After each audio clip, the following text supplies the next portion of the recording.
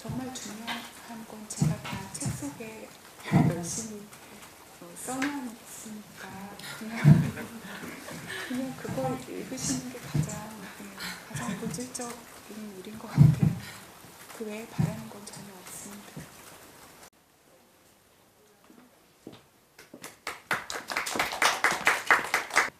감사드리고요. 와주신 기자님께도 다시 한번 굉장히 오래 걸렸잖아요. 그래서 다 하면 한 6시간 정도 걸린 것 같은데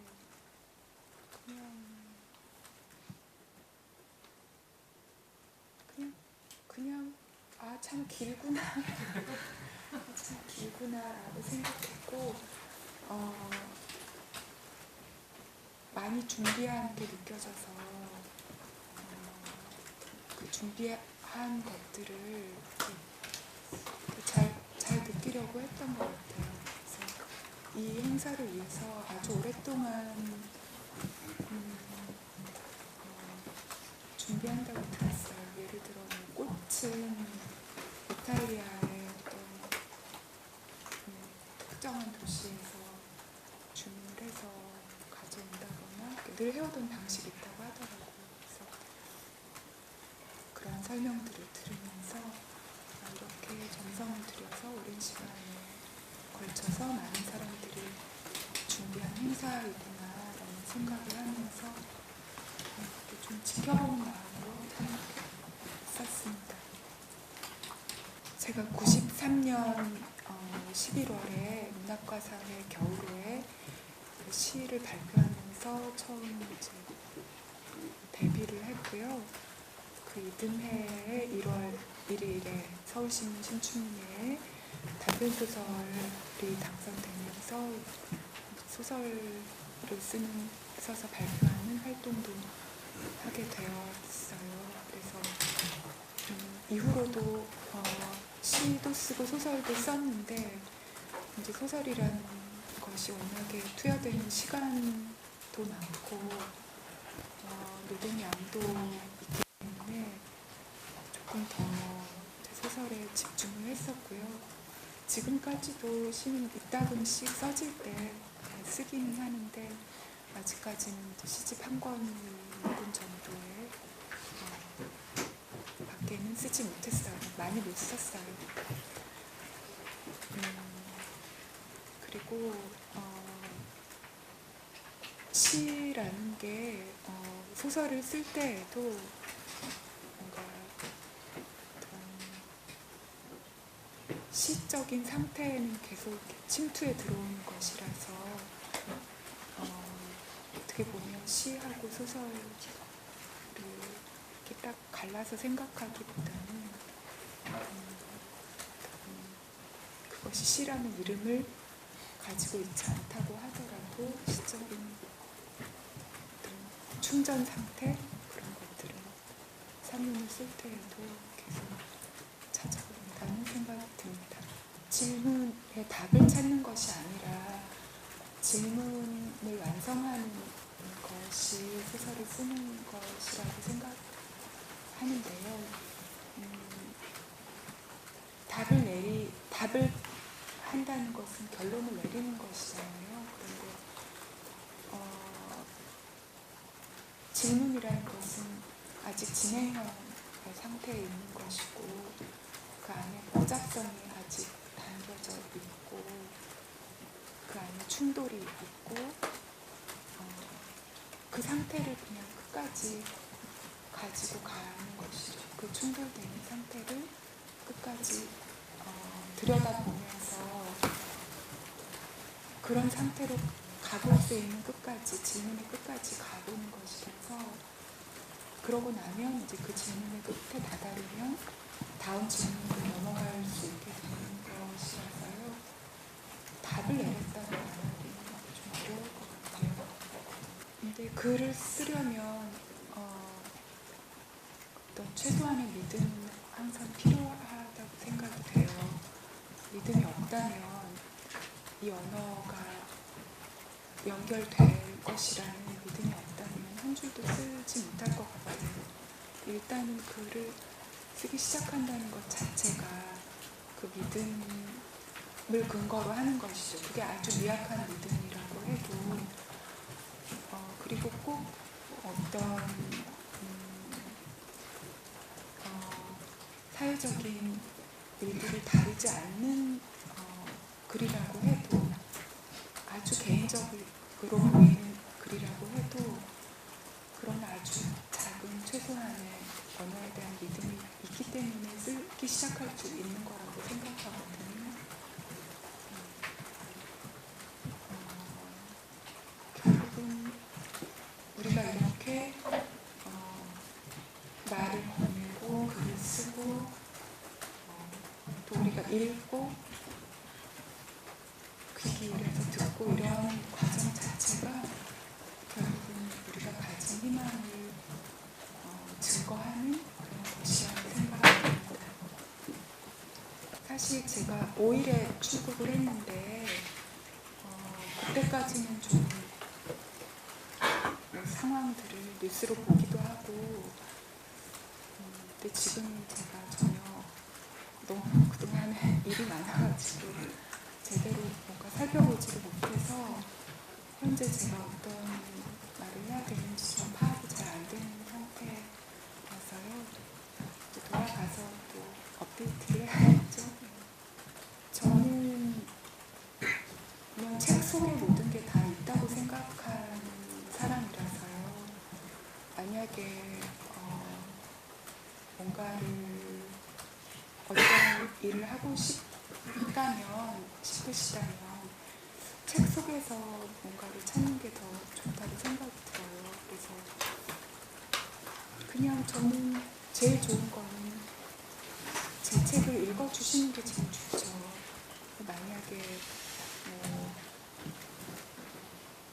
어떤 의미를 어떤 공간에 만듦으로써 어떤 의미를 만들어서 사람들에게 닿기를 원한다. 이건 굉장히 가시적인 방법일 수는 있는데 정말 중요한 건 제가 다 책 속에 열심히 써놨으니까 그냥 그걸 읽으시는 게 가장 본질적인 일인 것 같아요.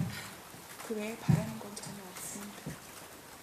영원히 안 끝날 것 같은 눈 3부작이 있는데 근데 지금 원래는 앞에 두 편은 이미 써놨고 세 번째 마지막 마무리를 하는 작품으로 이제 쓰기 시작했던 소설이 작별하지 않는다인데 이 소설이 이제 좀 결도 많이 달라지고 분량도 그렇고 이제 전혀 눈 3부작이 될 수 없는 소설이 되어버렸기 때문에 이제 눈 3부작을 완성을 하려면 또 새로 써야 하게 된 거죠. 그 작품을 쓰는 게 이렇게 쉽지가 않아서 계속 고민하고 고민을 했었는데요. 원래 계획은 이번 겨울까지 쓰는 거였는데 이제 강연도 써야 했고 여러 가지 준비할 것도 많고 메일이 하루에 20통 넘게 오니까 그걸 또 제가 급하게 답해야 할 건 급하게 답을 드리고 제가 할 수 없는 건 이제 다른 분한테 넘기기도 하고 그런 일 자체가 굉장히 많아져서 좀 늦춰지고 있는데요. 이제 이번 스톡홀름에서의 이 일들이 다 끝나고 나면 좀 조용한 일상으로 돌아가서 쓰려고 했던 눈 3부작도 마무리를 하고 싶고요. 그리고 힘하고 형식적으로 연결이 된다고 말씀드렸던 이제 그 책은 그 다음에 써야겠죠. 그래서 내용적으로 연결되는 건 아니고요. 형식적으로 똑같진 않은 것 같은데 조금 이제 비슷한 느낌으로 가기를 다음 소설도 생각하고 있어요. 일단 짧은 시간 안에 여러 일들을 했었는데 이제 뭐 시상식이나 어제 일들은 여러분도 다 알고 계실 테니까 그 외의 일정에 대해서 말씀을 드리자면 오늘 아침에 도서관 방문을 했었는데요. 10살에서 15살까지의 학생들이 노래도 불러주고 이제 자신들이 쓴 시도 낭독도 해주고 그리고 제가 쓴 소설을 나눠서 이제 함께 읽은 다음에 토론도 하고 그걸 가지고 그림도 그리고 그런 여러 가지 재미있는 일들을 했더라고요. 시 쓴 것 중에 기억에 남는 것은 내 여자의 열매를 읽고 쓴 시인데 제가 쓴 그 단편 소설이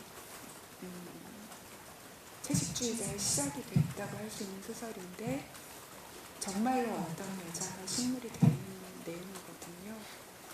근데 어떤 아이가 내가 만약에 토마토가 된다면 나는 맛이 없을 테니까 먹지 말아달라고 토마토 수프에 넣지 말아달라고 이런 시를 썼더라고요. 너무 재밌었고 가장 기억에 남는 일 중 하나가 될 것 같아요. 그리고 아스트리드 린드그렌의 아파트에 간 것도 참 좋았는데요. 그 증손자이신 분이 직접 안내를 해주셨고 개인적인 추억도 담아서 이제 밤마다 보여주면서 집 설명을 해주셨던 게 기억에 남습니다.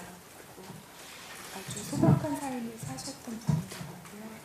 모든 가구들이나 그 집의 모든 것이 아주 단순하고 소박해서 감동을 받았어요. 그리고 또 하나는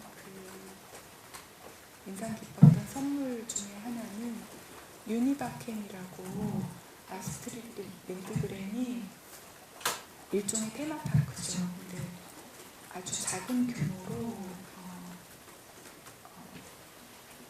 설계와 디자인에도 참여해서 만든 그런 건물이 있는데 기차를 타고 이렇게 쭉 이렇게 여행을 하는 거죠. 기차를 타고 지나가면서 작품들의 세계를 또 통과하는 그런 곳이 있거든요. 근데 제가 처음에 스톡홀름에 왔을 때 행사들이 많고 해서 저한테 딱 하루 오후 시간 3시간 정도가 자유시간이 있었거든요. 그래서 그때 이제 어디를 갈까 고민하고 있으니까 이제 스웨덴 편집자께서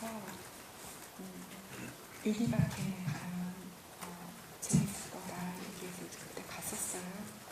그 얘기를 아마 이제 유니바켄 측에서 들으셨는지 저에게 이번에 평생 무료 이용권을 주셨어요. 너무 재밌고 감동적인 선물이었어요. 그때 참여했던 행사는 여러 여성 작가들이 한 명의 여성을 골라서 그 여성의 이야기를 들려주는 그런 취지의 행사였고요. 그분을 골랐던 이유는 제가 당시에 이제 월세방을 얻어서 왔다 갔다 하면서 지냈던 그 마을이 위미라는 마을이었는데 제주에 거기서 아주 가까웠어요. 그 현맹준 할머니가 만든 그 동백 숲이. 그래서 거기 갈 때마다 이렇게 비석 같은 데다가 돌에다가 새겨놨거든요. 그래서 그걸 읽으면서 제가 할머니는 어떻게 사셨을까? 씨앗을 구하려고 한라산까지 가셔서 그것도 심고 바람을 막으려고 굉장히 흥미로운 인생을 사셨다고 생각이 들어서 그 이야기를 썼었고요. 그때는 뭐 작별하지 않는다까지 연결을 하진 않았었고 그냥 그런 삶을 생각하니까 참 좋았어요. 예를 들어 갑자기 잘 나왔는데 글 쓰는 사람 이 책을 안 좋아하잖아요. 그런데 제주도에 어떤 할머니가 많이 알려지지 않은 할머니가 같은 일을 하고 있었다는 게 재미있어서 글을 써서 발표했었어요. 일단은 제가 강원문을 썼어야 했기 때문에 좀 과거를 많이 돌아보게 된 계기가 됐죠. 그러면서 뭔가 내가 어디 지금 나의 좌표를 알게 됐다고 할까요? 지금 내가 어디쯤 있고 어디서 출발해서 여기까지 왔구나 이런 걸 좀 글을 쓰면서 스스로 파악하게 되었다는 게 의미가 있겠고요. 그리고 앞으로 더 쓸 거예요. 그래서 당연히 여태까지도 글을 썼는데 앞으로 뭔가 글을 쓰는 게 어려워질 이유는 없다고 생각이 돼서 계속 쓰던 대로 쓰려고 하고요. 제가 지금 어디까지 왔는지 알았으니까 이제 앞으로 가게 될 방향도 더 생각하게 되었고 그런 이런저런 생각을 하게 된 것이 이제 저에게 좀 의미가 컸다고 생각이 됩니다. 그리고 저는 그냥 인간의 삶은 복잡하다고 생각이 돼요. 그 복잡한 삶을 복잡한 대로 쓰고자 하거든요. 그 충돌이 있으면 충돌이 있는 대로 복합적이고 양립할 수 없는 것들을 같이 들여다보면서 쓰려고 하는데 그러다 보니까 당연히 뭔가 확신에 차 있거나 그런 인물들이 많이 나오지는 않죠. 어떤 내적 갈등이 있거나 고통받거나 그럼에도 앞으로 나아가려고 하거나 그런 인물들이 나오는 것이죠. 그게 현실 속에 우리와 더 닮아있다고 생각이 되고 그게 훨씬 더 자연스러운 인간의 모습이라고 생각이 됩니다. 일단은 특히 한국 독자들께는 처음이 소년이 온다면 더 좋을 것 같고요.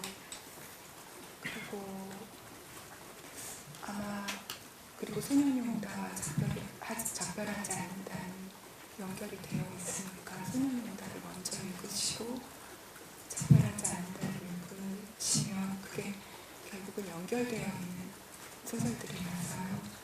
또 어떻게 보면 그 연결되어 있는 소설들을 쓰는 데에 9년이 걸린 것이니까 저에게는 또 가장 최근의 두 작품들이기도 해서 그렇게 먼저 읽으시면 좋겠다는 말씀을 읽어주시면 좋겠다는 말씀을 드리시고 그리고 독자마다 취향이 다르니까 뭔가 너무 진한 책보다는 조금 성근 책을 원하신다면 희인이나 피라고 시간을 읽으시는 것도 좋지 않을까 그런 말씀을 드리고요.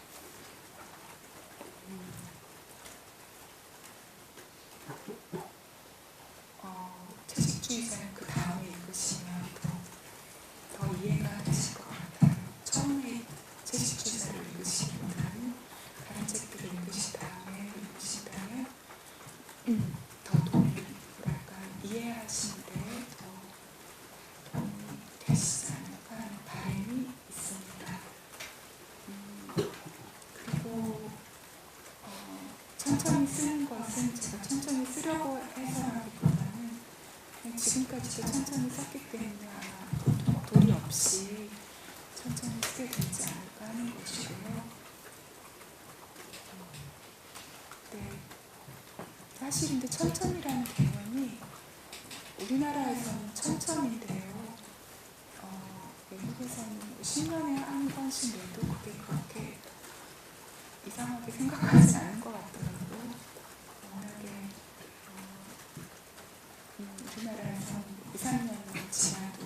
왜 신작이 안 나오느냐, 나올 때가 됐다 이렇게 많이 생각하시고 제청도 하시고 그런데 잠깐 하나 쓰는데 외국 분위기는 6, 7년 걸려도 자연스럽게 받아들이긴 하는 것 같아요. 저도 뭐 이 상에 대해서 자세히 모르고 여기 와서 이제 여러분들의 얘기를 듣게 되었는데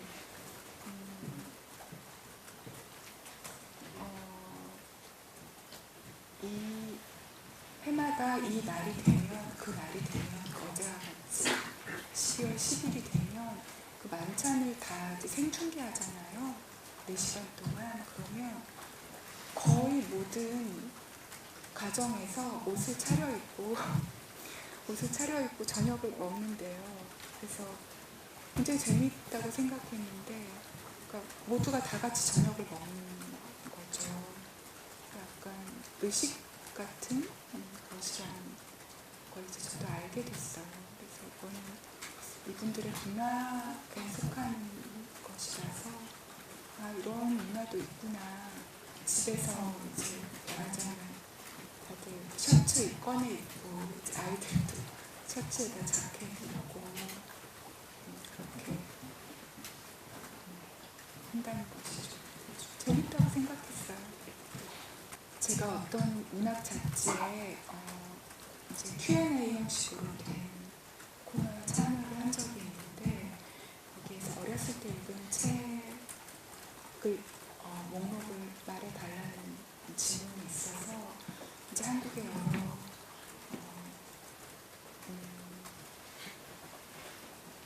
어린이 책 작가들의 이름을 쓰고 그리고 이제 아스트리드 린드그렌의 사자와 황제의 모험을 썼는데 이후에 몇 년도였지? 2017년 1월이었던 것 같아요.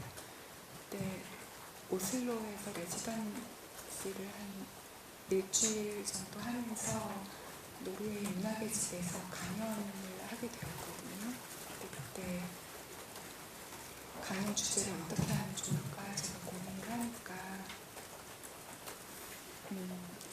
아스트리드 린드그렌은 굉장히 많이 사랑받는 작가예요. 북유럽, 독일 이쪽에서. 그래서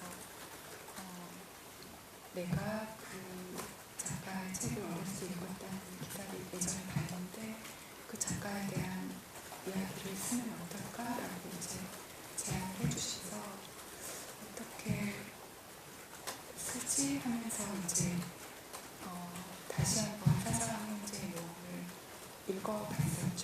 근데 제 기억하고 다른 게 있더라고요. 제가 초등학교 5학년 때 80년을 읽었다고 생각했는데 사실은 83년에 초판본이 나왔었고 왜 이런 기억의 혼동이 있었을까 이제 그런 내용이 생겨서 이제 왜일까를 이제 하고 들어가다가 아 이게 소년이보다 관련이 있다 이제 모험 광주와 관련이 있구나라는 것을 이제 알게 된 거죠. 그래서 그런 주제로 당시에 강연문을 썼었어요. 그래서 내가 왜 그 책을 읽은 날짜를 혼동했었나, 왜 그렇게 그 책이 나에게 특별히 아프게 읽혔었나 이런 걸 이제 들여다보면서 나중에 가서는 이제 제가 그 당시 저의 가장 최근의 책이었던 소년이 온다를 언급하면서 이제 연결을 해봤던 것이죠. 그 일은 그렇게 되었던 것이고요. 두 번째 질문은 무엇이었죠? 네. 사실은 만찬에서 그 스피치를 해야 할 때 길게 썼었어요. 원래는 다 하고 싶은 말을 다 쓰고 나서 읽어보니까 거의 10분 되더라고요. 너무 민폐가 될 것 같아서 원래 이제 그쪽에서 요구한 스피치 분량은 2분 정도면 좋겠다라는 거였어요. 근데 이제 관례적으로는 그거보다 많이 하는 것으로 한 4, 5분을 하는데 2분이라고 하면 너무 짧고 그래서 대폭 줄여서 거의 절반 이상 잘라낸 이제 글이 나온 것이죠. 그러면서 앞에 잘렸던 부분에 번역가들께 감사하는 부분도 있었어요. 이 자리를 통해서 말씀을 드리자면 지금 번역된 언어가 제가 알기로 28개 또는 29개 정도 되는 걸로 알고 있고, 번역가의 수는 50명 정도라고 알고 있어요. 그래서 제가 개인적으로 알고 있는 분들도 계시지만 모르는 분들이 훨씬 더 많은 상황이에요. 그렇지만 우리는 함께 읽는 것이죠. 문장마다를 함께 읽고 모든 문장 속의 모든 세부들 속에 함께 읽는 것이다. 감사하다 이런 말씀을 원래 처음 원고에는 밝혔었어요. 그냥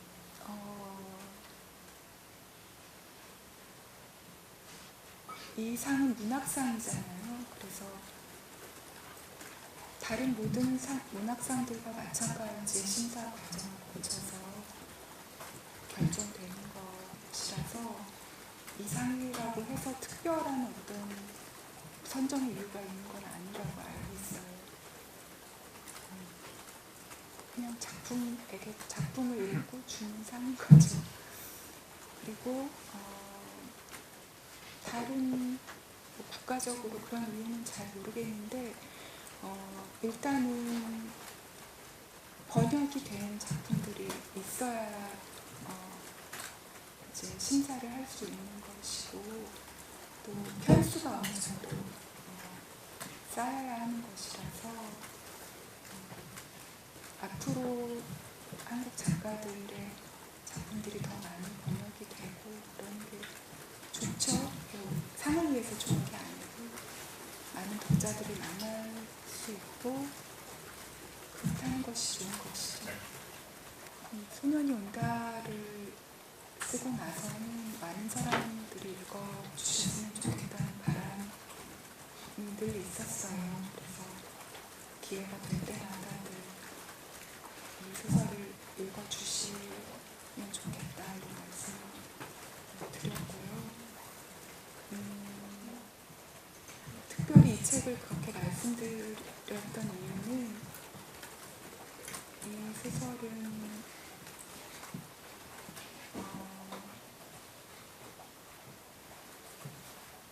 실제로 일어난 사건을 다루고 있고, 그리고 그래서 더 조심스러웠고, 그리고 이 책을 쓸 때